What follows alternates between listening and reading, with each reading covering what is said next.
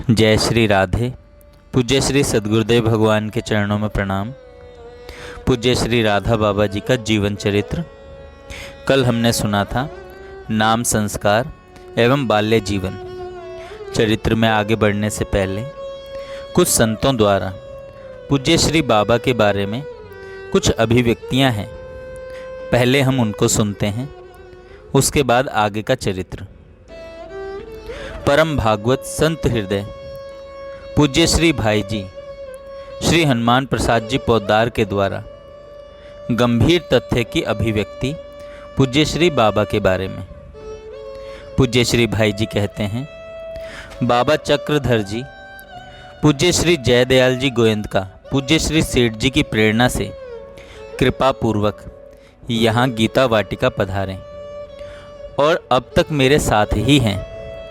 बाबा से मेरा जो कुछ संबंध है उसे किन्हीं शब्दों में नहीं बतलाया जा सकता, न किसी संकेत या न्याय से ही बतलाया जा सकता है। उन्होंने मेरी जो कुछ सेवा की है वह अतुलनीय है।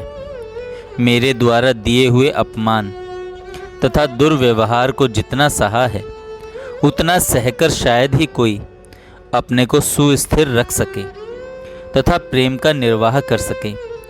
उनकी स्थिति क्या है मैं नहीं बता सकता। इतना जानता हूँ कि वे महान हैं और सर्वथा मेरे अपने हैं और मुझे वे सर्वथा अपना मानते हैं।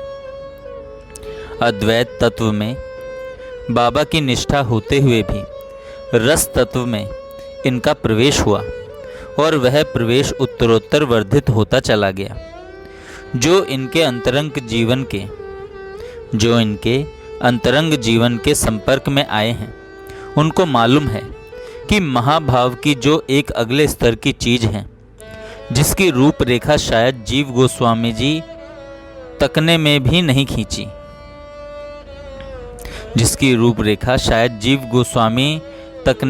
खींची, वैसी चीज इनमें व्यक्त हुई। अवश्य ही साधना के क्षेत्र में यह एक बड़ी विलक्षण वस्तु है कि जहाँ रस तत्व और ब्रह्म तत्व एक दूसरे के अप्रतिद्वंदी होकर एक साथ एक रूप में रहते हों। आइए अब पूज्य बाबा की शिशु अवस्था के बारे में कुछ सुनते हैं। शिशु अवस्था में चक्रधर बहुत ही खूबसूरत और स्वस्थ था। उसके अंग का सुंदर गौर वर्ण सबको लुभा लेता था। रोनी प्रकृति का नहीं होने के कारण उसकी शिशु सुलभ चेष्टाएं सभी को बड़ी प्यारी लगती थी।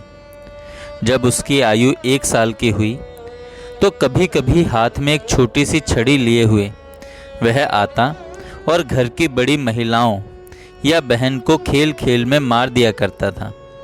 कुछ बड़ा होने पर चक्रधर घर में और घर के बाहर प्रायः खेलता रहता था। वह समवयस्क बच्चों से झगड़ा भी कर लिया करता था। पंडित जी के घर पर गायें थीं और घर की महिलाएं ही दूह लेती थीं। जब घर की महिलाएं गायें धोती तो चक्रधर लाड लाड में उनकी पीठ पर चढ़ जाया करता था। उसको पीठ पर लिए लिए महिलाएं दूध धोती रहती थीं। दही मथते समय तो चक्रधर माखन के लिए मचल जाया करता था। कई बार वह मथानी पकड़कर लटक जाता था। जब माखन दे दिया जाता तब उसकी मचलन शांत होती। उसकी यह मचलन भी सबको प्यारी लगती। राजपुरोहित का कुल होने के कारण घर में पूजा पाठ अर्चना उपासना चला ही करती थी। चक्रधर की आयु जब 4 वर्ष की थी तब चक्रधर ने माँ से कहा, माँ मैं भी पूजा करूँगा, मुझे भगवान की पूजा करना बतलाओ। माँ ने देहाती भाषा में कहा, टट्टी धोने का तो अभी सहूर ही नहीं है और बात करते हो पूजा पाठ की। माँ के ऐसा कहते ही चक्रधर रोने लगा तथा जमीन पर अपने पैर पटक पटक करके अपना गुस्सा व्यक्त करते हुए अत्यधिक मचल गया। माँ उसे फुसलाना चाहती थी। उसके मन को बहलाने के लिए एक उपाय सोचा। आरती करने के लिए पीतल का एक पात्र था। उस आरती पात्र के हत्थे में एक मूर्ति थी। आरती पात्र का घी की बत्ती रखने वाला स्थान टूट चुका था, पर हत्थे की वह मूर्ति ठीक थी और वह मूर्ति नारी की थी। वह मूर्ति एक नारी की थी। चक्रधर को उसी मूर्ति को देकर माँ ने कहा, यह गोपी है, इसकी पूजा किया कर। चक्रधर अब उसकी पूजा अपनी बालमती के अनुसार करता। नए पुराने कपड़े उस पर लपेट देता और जो खाता वही उसे खिलाता। इस प्रकार सबसे पहले ब्रज भाव की उपासना का श्री गणेश चक्रधर को जन्मदात्री माँ ने कराया। अब कहने के लिए यह कह दिया जा सकता है कि गोपी भाव की साधना का आरंभ चक्रधर का 4 वर्ष की आयु में हो गया था, पर बाल्यकाल की वह साधना किसी रसोपासना परक प्रबोध पर आधारित थी ही नहीं। बचपन में चक्रधर घर वालों की देखा देखी पूजा किया करता था। पूजा करते समय चक्रधर स्वयं को पांच भौतिक स्थूल देह में अध्यस्त बालक ही मानता था, गोपी स्वरूपा बालिका नहीं। जब चक्रधर की आयु 4-5 वर्ष की रही होगी, तब वह भाई बहनों के साथ तथा गांव के बच्चों के साथ अपने घर के आंगन में खेल रहा था। उसी समय एक साधु घर के द्वार पर भिक्षा मांगने के लिए आए। जन्मदात्री माँ को साधु सेवा में बड़ा उत्साह रहा करता था। गांव में उसकी साधु सेवा परायणता की बात विख्यात थी और गांव में यदि कोई साधु संत आते तो लोग उनको प्रायः पंडित जी के घर पर भेज दिया करते थे। बच्चों के खेलते समय जो साधु द्वार पर भिक्षा मांगने आए थे वे बड़े तेजस्वी थे। उनके मुखमंडल पर बड़ी कांति थी। वे द्वार पर खड़े होकर एकटक चक्रधर की ओर देखने लगे। थोड़ी देर बाद भिक्षा मिल जाने पर वे चले गए। उनके उस दृष्टिपात का चक्रधर पर विलक्षण प्रभाव पड़ा। यही कहना चाहिए कि दृष्टिपात के माध्यम से उन्होंने शक्तिपात ही किया। उन तेजस्वी साधु के चले जाने के बाद चक्रधर खेलना छोड़ करके बाहर आकर घर के द्वार पर आसन लगाकर बैठ गया तथा अपनी आंखें बंद करके लगातार राम राम राम राम बोल बोलकर जपने लगा। आंखें तो बंद थी ही, आंसू की धारा कपोलों पर अविरल बह रही थी। घर वाले घबराए कि इस बालक को क्या हो गया है। घर वालों का चिंतन होना स्वाभाविक था। घर वालों का चिंतित होना स्वाभाविक था, पर चक्रधर अपनी सुध बुध खोया हुआ निरंतर जप कर रहा था। थोड़ी देर बाद भाव के शमित होने पर प्रकृति स्थित हुआ। उन महासिद्ध साधु ने अपना पावन दर्शन देकर तथा कोमल हृदय बालक पर अमोघ दृष्टि डालकर उसके जीवन में आध्यात्मिकता के बीज का वपन कर दिया, जिसके शुभ परिणाम भविष्य में देखने को मिले। चक्रधर को बचपन में पाठशाला जाना अच्छा नहीं लगता था। वह पाठशाला जाने से बचना चाहता था, पर बच नहीं पाता था। घर वाले ज्यों त्यों करके उसे भेज ही देते थे। चक्रधर को एक उपाय सूझा कि यदि भूतग्रस्त होने का स्वांग रचा जाए तो शायद पाठशाला जाने से बचाव हो जाए। चक्रधर ने कई बार देखा था कि भूतग्रस्त व्यक्ति किस प्रकार से चेष्टा किया करता है। पाठशाला में प्रतिदिन प्रार्थना होती थी। ज्यों ही यह प्रार्थना समाप्त हुई कि चक्रधर ने वैसे ही चेष्टाएं करनी आरंभ कर दी। स्वांग सही उतरा। लोग और लड़के चक्रधर को घर ले आए। उसने अपने मुंह से बनावटी फेन निकालना आरंभ कर दिया। माँ घबरा गई। कुछ उपचार किया गया और चक्रधर स्वस्थ हो गया। माँ ने कहा कि लड़का पाठशाला नहीं जाएगा। पाठशाला जाना बंद हो गया, पर यह ढोंग थोड़े ही दिन रहा। पुनः पाठशाला जाना आरंभ करना पड़ा। चक्रधर के मन में श्री रामलीला देखने का बड़ा चाव रहा करता था। अश्विन मास के शुक्ल पक्ष में श्री विजयादशमी पर्व आया करता है। इस अवसर पर गांव के बाहर श्री रामलीला हुआ करती थी। बाल आग्रह को देखकर बड़े भाई श्री तारादत्त जी चक्रधर को श्री रामलीला दिखलाने के लिए ले जाया करते थे। देखते देखते बालक चक्रधर कभी कभी सो जाया करता था। तब श्री तारादत्त जी श्री रामलीला के मेले से अपने कंधे पर उठाकर उसे घर लाया करते थे। एक बार चक्रधर घर की महिलाओं और अपनी माताजी के साथ श्री रामलीला देखने के लिए गया। लीला देखकर वह लौट रहा था। मेले की ओर जाने वाले रास्ते के दोनों तरफ मिठाई, फल, खिलौने और अन्य उपयोगी चीज़ों की दुकानें लगी हुई थीं। एक व्यक्ति रास्ते के किनारे जमीन पर कपड़ा फैलाकर और उस कपड़े पर कॉपी, किताब, रबड़, पेंसिल आदि रखकर बेच रहा था। चक्रधर को रबड़ पेंसिल की जरूरत थी।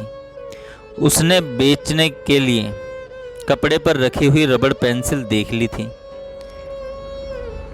पर उसके मन में यह बात भी थी कि मैं अपने मुख से इसके लिए नहीं कहूँगा। मैं भगवान से प्रार्थना करूँगा और वे ज़रूर मुझे किसी प्रकार दिलवा देंगे। चक्रधर ने मन ही मन भगवान से प्रार्थना की कि मुझे एक रबड़ और एक पेंसिल चाहिए। उसी समय माँ ने पुत्र चक्रधर से कहा, अरे देख, यह आदमी रबड़ पेंसिल बेच रहा है, तुम लोगे? चक्रधर के चेहरे पर प्रसन्नता के भाव को देखकर माँ ने उसे रबड़ पेंसिल खरीदकर दे दिया। बाल मानस की भगवद आस्था, प्रभु प्रार्थना एवं भगवद आश्रय का यह एक स्मरणीय प्रसंग है। अगला प्रसंग है खेत से ऊख और चने की चोरी। एक प्रसंग चक्रधर के बचपन का है। उस समय चक्रधर की आयु 7 या 8 वर्ष की रही होगी। एक बार एक खेत के बगल से निकलते समय चक्रधर ने उस खेत से एक ऊख तोड़ ली। ऊख ले तो ली, पर मन में विचार आया कि यह ठीक नहीं हुआ। जगा हुआ यह विवेक फिर सो गया। यह विचार हल्का था। फिर किसी दिन चक्रधर एक चने के खेत के पास से गुजर रहा था। वह खेत में से चना उखाड़ करके खाने लगा। चक्रधर ने मन ही मन पूछा, क्या यह चीज़ तुम्हारी है? मन ने जवाब दिया, नहीं। फिर प्रश्न हुआ, जिसकी यह वस्तु है क्या उससे पूछ करके लिया है? उत्तर मिला, नहीं। मन ने पुनः पूछा, जिसकी वस्तु है उसके बिना पूछे उसकी वस्तु ले लेना, यह क्रिया कैसी है? यह काम किस रूप में गिना जाएगा? मन ने कहा, चोरी। बस इस प्रकार का विचार आते ही चक्रधर ne निश्चय कर लिया, अब कभी कोई वस्तु बिना पूछे नहीं लेनी है। बाबा ने बतलाया था कि सन्यास के बाद तो बिना पूछे कोई वस्तु लेने का प्रश्न ही नहीं है। सन्यास के पहले भी वैसा निश्चय हो जाने के बाद फिर कभी ऐसा प्रसंग आया ही नहीं। बाल्यकाल में श्री शिव भक्ति सन 1920 की बात है। तब चक्रधर की आयु 7 वर्ष की थी। वह सरकारी पाठशाला में पढ़ने जाया करता था। पाठशाला में एक पीरियड शारीरिक व्यायाम का हुआ करता था। पीरियड में पाठशाला के विद्यार्थी एक पंक्ति में खड़े करवाए जाते थे। पंक्तिबद्ध विद्यार्थियों से मार्च भी करवाया जाता था। बहुत बड़ी बड़ी आयु के विद्यार्थी पंक्ति में खड़े होते थे। ऊंचाई की दृष्टि से चक्रधर लगभग सबसे छोटा था और प्रायः पंक्ति के अंतिम छोर पर उसको खड़ा होना पड़ता था। उस समय वह धोती पहना करता था। उसकी धोती ढीली ढाली रहा करती थी। मार्च करते समय धोती की संभाल ठीक से रह नहीं पाती थी। ड्रिल मास्टर साहब प्रायः कहा करते थे, अरे हे पंडित, अपनी धोती संभालो। ड्रिल मास्टर साहब के कहने पर वह कुछ तो अपनी धोती संभालता था और कुछ अपने हाथ से धोती को पकड़े पकड़े ड्रिल करता रहता था। एक बार पाठशाला में खेल प्रतियोगिता हुई। हाई जंप, लॉन्ग जंप और रेस आदि आदि अनेक प्रतियोगिताओं में चक्रधर ने अपना नाम लिखवाया, परंतु प्रत्येक बार उसे असफलता मिली। पाठशाला में बड़ी बड़ी आयु के विद्यार्थी थे, जिनके शरीर की ऊंचाई और शारीरिक शक्ति चक्रधर से बहुत अधिक थी। उन लंबे तगड़े विद्यार्थियों के समक्ष वह भला कैसे सफल हो सकता था। उन सफल विद्यार्थियों की छाती पर जब तमगा मेडल बांधा जाता था तो उसे देखकर चक्रधर के मन में यह बात बार बार उठती थी कि क्या एक मेडल मुझे नहीं मिल सकता। सोने का पानी चढ़ा हुआ तमगा नीले नीले फीते के ऊपर बड़ा चमकता। चमकते तगमे को देखकर चक्रधर का मन बड़ा प्रलुब्ध और आकृष्ट होता था, किंतु मात्र चाहने से तो बात बनने वाली नहीं थी।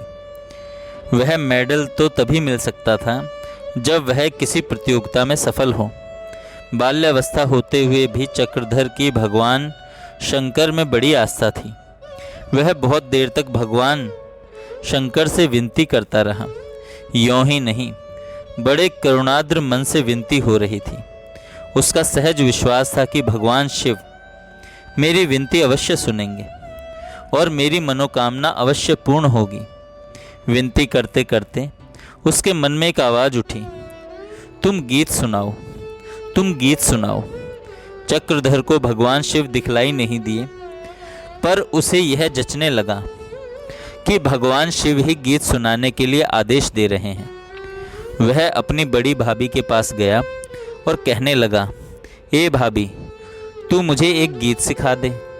भाभी ने कहा, गीत तो स्त्रियां गाया करती हैं, तुम्हें गीत से क्या मतलब, तुम गीत सीखकर क्या करोगे। उसने कहा, यह सब तू मत पूछ, बस तू मुझे एक गीत सिखा दे। चक्रधर के आग्रह को देखकर भाभी ने कहा, उस स्त्री धर्म शिक्षा पत्रिका में 2 गीत हैं, उनको याद कर लो। भाभी स्त्री धर्म शिक्षा नामक पत्रिका मंगवाया करती थी। भाभी ने पत्रिका का वह अंक दे दिया जिसमें वे 2 गीत थे। उसने इन दोनों गीतों को कंठस्थ कर लिया। अगले दिन पाठशाला में विद्यार्थियों की सभा होने वाली थी। इसी सभा में प्रतियोगिता में सफल विद्यार्थियों को पारितोषिक मिलने वाला था। चक्रधर ने सोचा था कि जब विद्यार्थियों की सभा होगी तब गीत सुनाऊंगा। वह बहुत पीछे बैठा था। उसके मन में गीत सुनाने की भावना बार बार उठ रही थी, पर वह अपनी भावना को व्यक्त करने के लिए साहस नहीं कर पा रहा था। पाठशाला के प्रधानाचार्य श्री विद्यानंद सिंह जी सभा का संचालन कर रहे थे। वे सेना विभाग से आए हुए व्यक्ति थे। सभा के सामने टेबल पर अंग्रेज सम्राट जॉर्ज पंचम का एक बड़ा चित्र रखा हुआ था। चक्रधर ने खड़े होकर और बड़ा साहस बटोरकर धीरे से कहा, महाशय, मैं एक गीत सुनाना चाहता हूँ। सभा के एकदम आगे थे श्री प्रधानाचार्य और सभा के एकदम पीछे चक्रधर। श्री प्रधानाचार्य जी और चक्रधर के बीच में जितनी दूरी थी और चक्रधर ने जितने धीरे से कहा था, उसे देखते हुए उसकी मंद आवाज़ दूर स्थित श्री प्रधानाचार्य जी तक पहुंचनी ही नहीं चाहिए थी। पर सच्ची बात यह है कि इस सारे खेल का संचालन तो भगवान शिव कर रहे थे। प्राकृत धरातल पर जो संभव नहीं था वह संभव हुआ। उसकी आवाज़ श्री प्रधानाचार्य जी ने सुन ली, परंतु उन्होंने कहा, तुम क्या गीत गाना चाहते हो? चक्रधर ने अपना हाथ उठाकर कहा, हाँ। श्री प्रधानाचार्य जी ने चक्रधर को आगे बुलाया। ज्यों ही चक्रधर आगे गया त्यों ही उन्होंने उसे उठाकर उसी टेबल पर खड़ा कर दिया जिस पर सम्राट जॉर्ज पंचम का चित्र था। चक्रधर एक छोटी कद का विद्यार्थी था। वह सभी को अच्छी प्रकार से दिखलाई दे सके, इसलिए उसको टेबल पर खड़ा किया गया था। टेबल पर खड़े खड़े चक्रधर ने गाना आरंभ किया, सुधि लीजे प्रभु क्यों बिसारा हमें, सुधि लीजे प्रभु क्यों बिसारा हमें। उस गीत की प्रथम पंक्ति यही थी। चक्रधर ने दादरा ताल में यह सारा गीत गाया। इस समय गीत चक्रधर नहीं गा रहा था, अपितु चक्रधर के कंठ के माध्यम से भगवान शिव गा रहे थे। सभा का सारा वातावरण गीत की स्वर लहरी से गूंजित हो उठा। सभा का सारा वातावरण गीत की स्वर लहरी से गुंजित हो उठा। सारे विद्यार्थियों अध्यापकों का मन स्वर लहरी में लहरा रहा था। गीत सुनकर श्री प्रधानाचार्य जी का हृदय भर आया। गीत के समाप्त होते ही उन्होंने खड़े होकर तुरंत घोषणा कर दी, पारितोषिक वितरण का कार्यक्रम आरंभ होने के पहले ही मैं इस बालक को संगीत पुरस्कार प्रदान कर रहा हूँ। यह घोषणा करके उन्होंने तत्क्षण एक सुंदर मेडल चक्रधर की कमीज पर लगा दिया। अपनी कमीज से लटकते हुए मेडल को देखकर बालक चक्रधर की प्रसन्नता की सीमा नहीं थी। चक्रधर का मन कृतज्ञता से भर आया तथा वह मन ही मन भगवान शिव से कहने लगा, आपने मेरी विनती सुन ली और मेरा मनोरथ पूर्ण कर दिया। संगीत का पुरस्कार दे चुकने के बाद श्री प्रधानाचार्य जी ने पूछा, क्या और भी कोई गीत आता है? चक्रधर ने कहा, एक और आता है। फिर उसने वह दूसरा गीत भी सुनाया जो उसने याद किया था। सभा के बाद सहपाठियों से चक्रधर को बहुत सराहना मिली, बहुत साधुवाद मिला। घर पर आकर चक्रधर ने वह तगमा मेडल अपनी माँ को दिखलाया। पुत्र की इस सफलता और प्रसन्नता से माँ के हृदय के आनंद की सीमा नहीं थी। एक अन्य प्रसंग छात्रवृत्ति को लेकर है। सरकार की ओर से श्रेष्ठ विद्यार्थियों को छात्रवृत्ति मिलने वाली थी। श्रेष्ठ विद्यार्थी वही कहलाता था जो परीक्षा में सर्वाधिक अंक प्राप्त करे। चक्रधर छात्रवृत्ति पाना चाहता था, पर उनके लिए समस्या यह थी कि गणित में किस प्रकार बात बन पाएगी। गणित उसका अत्यधिक कमजोर विषय था। उसने फिर भगवान शिव से प्रार्थना करनी आरंभ कर दी। प्रार्थना करते करते उसके मन में एक बात स्फुरित हुई, अपने बड़े भाई से गणित के 10-12 प्रश्न पूछ लूं। वे जिन प्रश्नों को उत्तर सहित बता देंगे उनको मैं रट लूँगा। यदि वे ही प्रश्न परीक्षा में आ गए फिर तो कहना ही क्या। चक्रधर ने अपने बड़े भाई से कहा। उन्होंने 9-10 साल के प्रश्न पत्र अपने हाथ में लिए। सभी प्रश्न पत्रों को देखकर और अपने अनुभव के आधार पर उन्होंने 12 प्रश्नों को चुन लिया और उन प्रश्नों को हल करके चक्रधर को दे दिया। वे 12 प्रश्न उत्तर सहित उसने रट लिया। अब क्या ही आश्चर्य की बात है, जो प्रश्न उसने रटे थे वे सब के सब ज्यों के त्यों प्रश्न पत्र में थे। उसके हर्ष की सीमा नहीं थी। उसने सारे प्रश्न हल कर दिए। परीक्षा में चक्रधर पूर्ण सफल रहा और सरकार की ओर से उसे छात्रवृत्ति मिली। इस घटना ने उसकी शिव भक्ति को और भी परिपुष्ट कर दिया।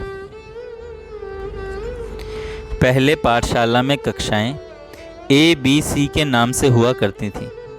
कक्षा C में उत्तीर्ण होकर कक्षा B में जाना होता था और फिर कक्षा B से कक्षा A में।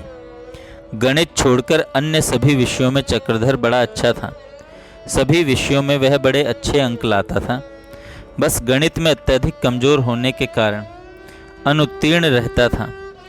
भले गणित में अनुत्तीर्ण होता, पर अन्य विषयों में अच्छे अंकों से उत्तीर्ण होने के कारण पाठशाला के प्रधानाध्यापक चक्रधर को प्रोन्नति देकर अगली कक्षा में चढ़ा देते थे। अब पाठशाला की अंतिम कक्षा में उत्तीर्ण होने के लिए सभी विषयों में कम से कम 33% अंक लाना आवश्यक था। चक्रधर को लगा कि अब मैं अवश्य ही अनुत्तीर्ण कर दिया जाऊंगा। उसने भगवान शिव से प्रार्थना करनी आरंभ कर दी कि गणित में मेरे कम से कम 33% अंक अवश्य आ जाएं। भगवान शिव ने उसकी प्रार्थना सुन ली। यह तो पता नहीं कि बात कैसे बनी, पर परीक्षा में गणित के अंदर 33% अंक मिल गए। चक्रधर को उत्तीर्ण घोषित कर दिया गया। इससे चक्रधर का भगवान शिव पर विश्वास और अधिक बढ़ गया। सन 1924 की बात है। गांव में कथावाचक जी आए। कथा के प्रवाह में सादर शिव कहूँ शीश चढ़ाए, एक एक के कोटे न पाए। चौपाई का विस्तार करते हुए श्री कथावाचक जी ने बड़े रोचक ढंग से लंकाधिपति रावण की शिव उपासना का वर्णन किया। इस कथा को बालक चक्रधर भी सुन रहा था। कथा से उसको भगवान शिव की अर्चना करने की प्रेरणा मिली। उसने भगवान शिव की उपासना करने का संकल्प किया। कथा में उसने सुना था कि रावण ने अपना शीश काटकर भगवान शिव पर चढ़ाए थे। उसी के आधार पर वह मन ही मन विचार करने लगा, रावण के समान मैं अपना मस्तक काटकर भगवान शिव पर चढ़ाऊं, यह मेरे द्वारा संभव है नहीं। फिर क्या किया जाए? मैं अपना मस्तक तो नहीं चढ़ा सकता, पर प्रतिदिन एक बूंद रक्त तो चढ़ा ही सकता हूँ। मस्तक चढ़ाने में तो जीवन के अस्तित्व का प्रश्न है, पर यह समस्या रक्त अर्पण करने में नहीं है। अब वह सोचने लगा कि प्रतिदिन एक बूंद रक्त को चढ़ाने के लिए क्या प्रक्रिया अपनाई जाए। घर के आंगन में एक शिवलिंग प्रतिष्ठित है ही। इन्हीं शिवलिंग पर रक्त बूंद चढ़ाने के लिए चक्रधर अपने गांव के राजा साहब के घर के एक व्यक्ति से नया ब्लेड मांगकर ले आया। ब्लेड से अपनी अंगुली का अग्रभाग तनिक सा चीरकर उसने रक्त की एक दो बूंद उस शिवलिंग के मस्तक पर अर्पित कर दिया। दूसरे दिन नित्य नियम के अनुसार जब चक्रधर के बड़े भाई शिव अर्चन करने लगे तो देखा भगवान शिव के मस्तक पर एक लाल धब्बा है। जब वह सहज ही दूर नहीं हुआ तो उन्होंने यह अनुमान लगाया कि यह तो रक्त बिंदु है। रक्त बिंदु का निश्चय होते ही उनका मन अत्यधिक खिन्न हो गया। उनका मन अनेक प्रकार के अशुभ भावों से भर गया। इस रक्त बिंदु को वे अशुभ सूचक मानने लगे। ब्राह्मण परिवार, फिर वैष्णवी निष्ठा और फिर पुरोहिती वृत्ति, सारा कुछ सात्विक, परम सात्विक। फिर इस असात्विकता ने घर में कैसे प्रवेश पा लिया? यह किसकी करतूत है जिसने भगवान शिव के मस्तक पर रक्त चढ़ाया? बड़े भाई ने उस लाल धब्बे को अच्छी प्रकार स्वच्छ करके भगवान शिव से क्षमा याचना करते हुए सविधि पूजा की। अगले दिन फिर चक्रधर ने चोरी से चुपचाप भगवान शिव के मस्तक पर रक्त बिंदु चढ़ाया। उसे तो शिव भक्त रावण के अनुकरण पर शिव उपासना का बड़ा चाव उमड़ा हुआ था और अपने निश्चय अनुसार कार्य करके वह मन ही मन बड़ा प्रसन्न हो रहा था। फिर अगले दिन परम वंदनीय नित्य आराध्य शिवलिंग पर रक्त बिंदु को देखकर बड़े भाई को बड़ा दुख हुआ। वे समझ नहीं पा रहे थे कि वह कौन व्यक्ति है जो ऐसा दुस्साहस कर जाता है। वे कल्पना भी नहीं कर सकते थे कि इसको करने वाला मेरा छोटा भाई चक्रधर ही है। बड़े भाई ने बड़ी दुखित मन से उस रक्त बिंदु को पुनः स्वच्छ करके क्षमा याचना करते हुए भगवान शिव की पूजा की। फिर तीसरे दिन भी यह बात हुई। अब तो भाई के गुस्से की सीमा नहीं थी। बड़े भाई बहुत झल्लाए और शुद्ध वाणी में घर के लोगों के सामने अपनी कष्टप्रद खिन्नता व्यक्त करने लगे। बड़े भाई किसी काम से राजा साहब के घर गए थे। वहाँ भी इस रक्त बिंदु की चर्चा करने लगे। वहाँ पर वह व्यक्ति भी बैठा था जिसने चक्रधर को नया ब्लेड दिया था। ब्लेड देने की बात याद आते ही उसने बड़े भाई से कहा, आज से 3-4 दिन पहले आपका छोटा भाई चक्रधर मुझसे नया ब्लेड ले गया था। कहीं ऐसा नहीं हो कि उसी ने यह सब किया हो। घर पर आकर बड़े भाई ने चक्रधर से पूछा, तुम राजा साहब के घर से ब्लेड लेकर आए थे? उसने हाँ कहा। बड़े भाई उसकी उंगलियां देखने लगे। अंगुलियों में चीरे जाने का चिन्ह था ही। बड़े भाई का अनुमान सही निकला और वे बहुत फटकारते हुए चक्रधर को धमकाने लगे। बालक तो था ही, अतः डांट फटकार से चक्रधर बहुत अधिक भयभीत हो उठा।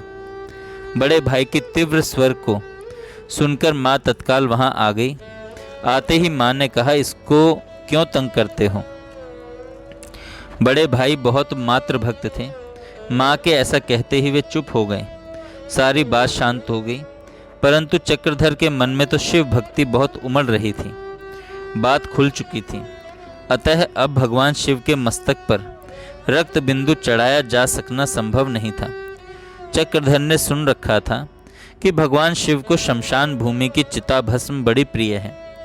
फिर क्यों न चिता भस्म ही चढ़ाई जाए। सबसे बड़ी समस्या यह थी कि यह चिता भस्म कैसे प्राप्त हो। चक्रधर का मन अब चिता भस्म की प्राप्ति का उपाय सोचने लगा। एक दिन उसने देखा कि कुछ लोग शव को अर्थी पर ले जा रहे हैं। पाठशाला की छुट्टी होने वाली थी। चक्रधर अर्थी को ले जाने वालों के साथ हो लिया। साथ जाने का प्रयोजन मात्र इतना ही था कि वह स्थान देख लिया जाए जहां शव को जलाया जाएगा। उस स्थान को देखकर वह भागता हुआ घर आ गया, जिससे घर पर पहुंचने में देरी न हो। आने में बड़ी शीघ्रता की, फिर भी देरी हो ही गई। माँ ने विलंब का कारण पूछा तो चक्रधर ने इधर उधर की बातें बनाकर माँ को भुलावा दे दिया। दूसरे दिन वह अकेले ही उस स्थान की ओर चल दिया जहां शव दाह हुआ था। चक्रधर का मन बहुत अधिक डरा हुआ था। वह यही सोच रहा था, शमशान भूमि में तो भूत प्रेत का वास रहता है। मैं जा तो रहा हूँ, पर कोई भूत प्रेत मेरा पीछा तो नहीं कर रहा। वहां पहुंचने पर यदि किसी भूत या प्रेत ने मुझ पर आक्रमण कर दिया तो क्या होगा। मैं तो भगवान शिव की उपासना के लिए चिता भस्म लाने जा रहा हूँ, तो क्या भगवान शिव मेरी रक्षा नहीं करेंगे।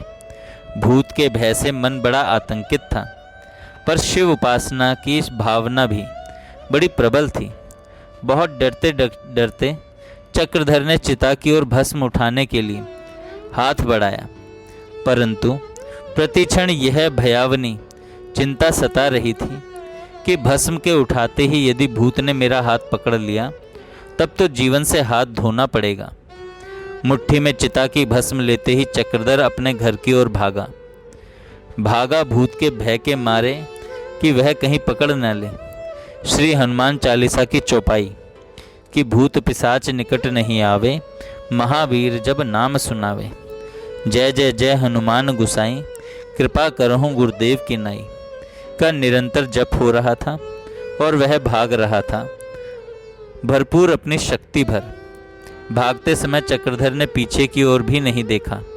पीछे देखना भी खतरे से खाली नहीं था। बस भागते भागते जब वह अपने गांव पर आया तब उसकी जान में जान आई। घर पहुंचकर चक्रधर ने सांस में सांस ली।